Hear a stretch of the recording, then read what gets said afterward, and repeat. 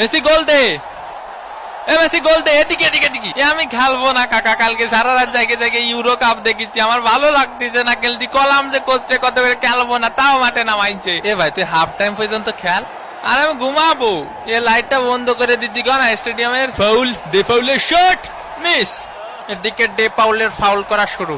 দেখি তোমার জুতোটা পলিশ করে দেই। এ কাকা, আমি তো ইচ্ছা করে মারিনি, আমি ওইদিকে ছিলাম। বুঝেননি কাকা, আমি তো নিরপরাধ। ও ছিল ওই পাশে, আমি ছিলাম এই পাশে। হয় ওরও কোনো দোষ নেই, তোরও কোনো দোষ নেই, সব দোষ আমার। আমাদের ডে পাউল ফাউল করতেই পারি না। পানি কি খাবো এনে না আবার ক্যামেরা ধরবে নি? মেসির লম্বা শট, মিস, একটুর জন্য মিস।